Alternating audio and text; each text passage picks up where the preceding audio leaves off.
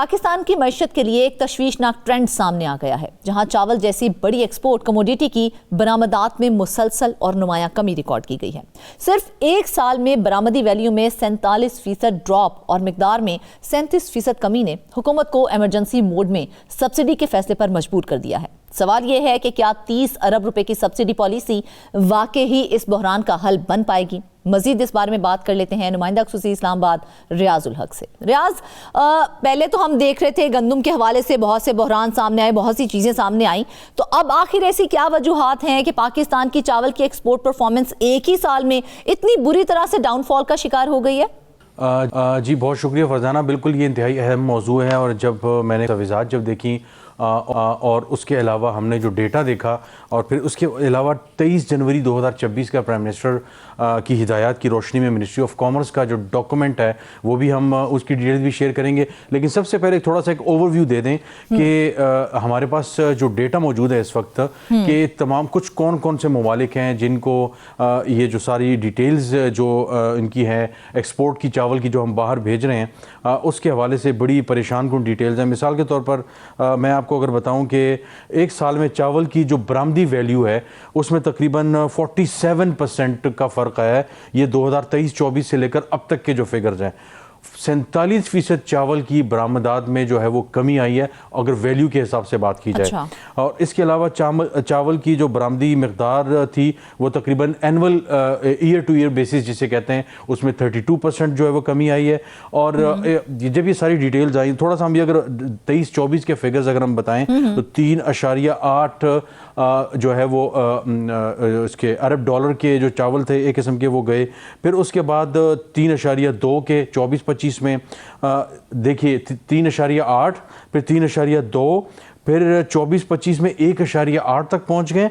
और इस वक्त अभी जाहिर है जब ये साल जाएगा दिसंबर तक तो उसके 973 जो है वो मिलियन डॉलर अब तक आ चुके हैं। तो इससे आप अंदाज़ा लगाएं कि कितना हमारा जो हम चावल बाहर भेजते हैं एक्सपोर्ट उसमें शदीद कमी आई है। और ये सिर्फ एक मुल्क में नहीं आई, ये सारे जो रीजन्स हैं अफगानिस्तान, अफ्रीका, आसियान ममालिक, Australia, central America, China, EU, इन तमाम ममालिक की तरफ जो चावल हम भेजते हैं उसमें नुमाया तौर पे कमी आई है। जी, क्या आलमी मार्केट में प्राइस कंपटीशन कम होने की वजह से हमारी बरामदात कम हुई हैं या अंदरूनी मसाइल ज्यादा जिम्मेदार हैं इस चीज के?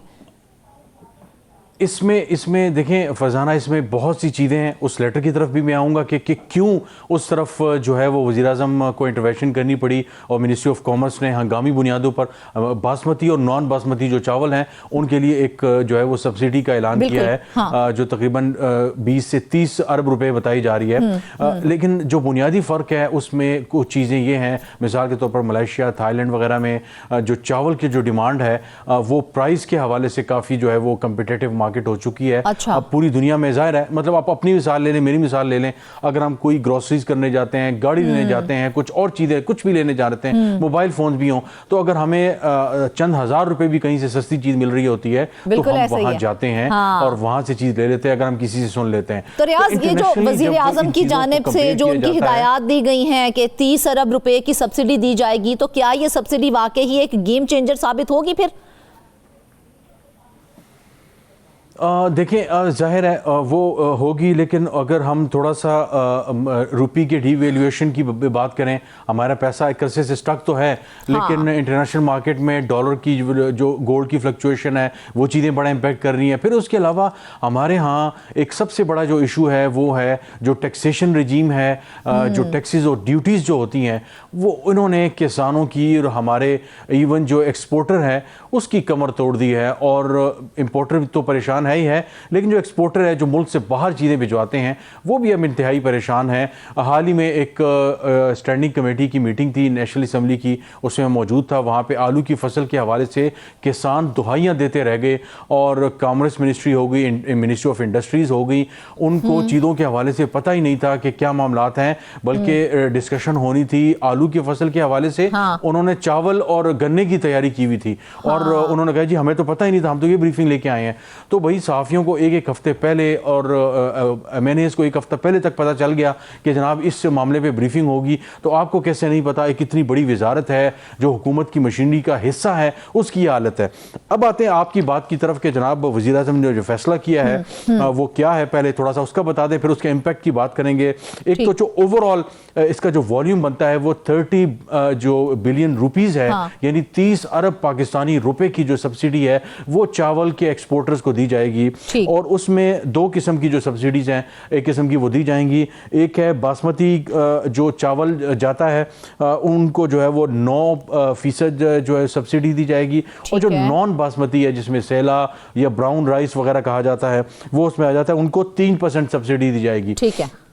और ये जो सब्सिडी है ये तकरीबन 750 पर मेट्रिक टन, $750 पर मेट्रिक टन पे दी जाएगी, और ये स्टेट बैंक के थ्रू दी जाएगी। और एक्सपोर्ट डेवलपमेंट एक फ़ंड होता है जो पूरी दुनिया में हम बाहर जो है वो चीज़ें भिजवाते हैं, तो इस सारे जो एक्सपोर्टर्स होते हैं उनका एक किस्म का ये फ़ंड होता है, उन्हीं के पैसे होते हैं। तो आप समझें कि अवाम का ही पैसा है, चूँकि ज़ाहिर बिजनेसमैन है, उन्होंने Pakistan state bank of Pakistan को ये पैसे जमा करवाए होते हैं। हाँ। और इन पैसों से फिर स्टेट जो गवर्नमेंट ऑफ पाकिस्तान है स्टेट बैंक को फिर हिदायत जारी करती है। इस लेटर के बाद जो 23 जनवरी का जो लेटर है, तकरीबन एक हफ्ते तकरीबन पहले का ये लेटर है 2024 का, इसमें इस सब्सिडी का जो है एक किस्म की, ये कहते हैं सब्सिडी नहीं है लेकिन सपोर्ट प्राइस कह लें, जो कुछ कह लें, लेकिन जाहिर है आवाम के पैसे से तो सब्सिडी ही दी जाएगी, कहीं इसको कहा जाएगा। तो 9% जो है वो बासमती और 3% नॉन बासमती राइस को दी जाएगी। 30 जो बिलियन रुपीज़ है इसका टोटल वॉल्यूम बताया जा रहा है। जैसे मैंने आपको बताया कि तकरीबन ये इसका जो नंबर है वो बताया जा रहा है तक $750 पर टन, और तकरीबन ये सारी चीज़ें जो है FOB एक वैल्यू होती है, उसको देखा जाएगा, यानी चावल के तैयार होने से लेकर उसके बाहर जाने तक जितना खर्चा होता है, जितने भी इसके फेजेस हैं, ड्यूटीज़ हैं, इस पर टैक्सेस आते हैं, हाँ। उन सब में कमी कर दी जाएगी। तो एक किस्म का किसान और जो टैक्स और ड्यूटी के हवाले से आप हमें बता रहे हैं कि टैक्स और ड्यूटी में छूट देने से तो क्या बरामद कुनिंदगान की कॉस्ट ऑफ बिजनेस जो होता है वो वाकई कम हो पाएगी? नहीं, जाहिर है आप देखें कि बाहर अगर आप एक चीज़ जो है वो आपको 10 रुपये में भिजवानी चाहिए, लेकिन आपका ख़र्चा जो आ रहा है उसमें तकरीबन वो 14, 15, 16 आ रहा है, तो जाहिर है फिर आप वो या तो कम बाहर भिजवाएंगे, कम पैदा करेंगे। उससे ये होगा कि डॉलर्स जो पाकिस्तान में आ रहे हैं, चूँकि एक्सपोर्ट कर रहे हैं, तो आप जब डॉलर्स पाकिस्तान में कम आएंगे तो जाहिर है रुपये पे भी प्रेशर आता है, सारी चीज़ें होती हैं, और जो ट्रेड डेफिसिट है उस पर भी फ़र्क पड़ता है, जो तिजारती खसारा जिसे कहा जाता है। तो इन चीज़ों को मद्देनज़र रखते हुए फिर हुकूमत ये फैसला करती है कि एक चीज़ जो 10 रुपये में बाहर जानी चाहिए 13-14 रुपये में बाहर जा रही है, तो फिर हुकूमत तो उस 3-4 रुपये का जो फ़र्क आ रहा है, 5 रुपये का जो फ़र्क आ रहा है, वो अपनी तरफ से डाल के उनकी, मतलब मिसाल के तौर पर मतलब कहीं हो सकती है, यहाँ पे तो सिर्फ ये डायरेक्ट जो है वो सपोर्ट कर रहे हैं, तो ड्यूटीज़ और टैक्सेस की मद में जो फर्टिलाइज़र सेक्टर है या दूसरे सेक्टर्स होते हैं उनको फिर सपोर्ट किया जाता है कि जो उनको गैस दी जा रही है या उनको जो बिजली दी जा रही है उसकी मद में उनकी जो ड्यूटीज़ वगैरह हैं, जो टैक्सेस हैं, उनमें छूट दी जाए, जो यूनिट जो दिया जा रहा है या गैस दी जा रही है पर MMBTU उसमें कमी कर दी जाए। तो इस तरह उनको जो है वो चीजें सस्ती की जाती हैं। यही वाकई यही इश्यूज हैं बरामदात में इतनी बड़ी कमी के, या फिर हम ये कहें कि बासमती चावल की बरामदात में ये जो इतनी बड़ी कमी आई है ये क्वालिटी इश्यूज की वजह से आई है?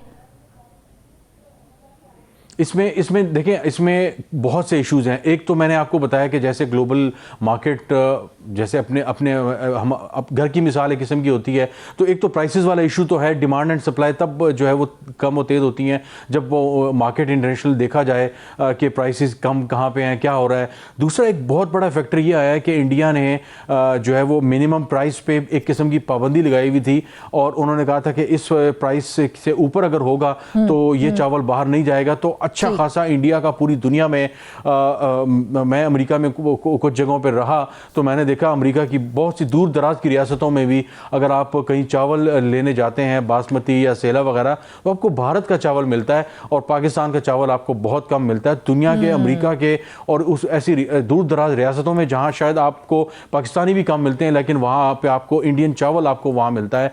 तो वो एक अरसे से कम हो गया था, तो पाकिस्तानी थोड़ा सा बेहतर महसूस कर रहे थे। लेकिन अब ये हुआ है कि तकरीबन कुछ अरसे से जब इंडियंस ने हुकूमत ने वो पाबंदी जब वो उठा दी है, तो उसके बाद वो देख रहे हैं कि सारा जो मामला है वो एक किस्म का ऐसा हो गया कि इसके बाद जो चावल वाला मामला है वो पाकिस्तान के लिए बड़ा कम्पिटिटिव बन गया है।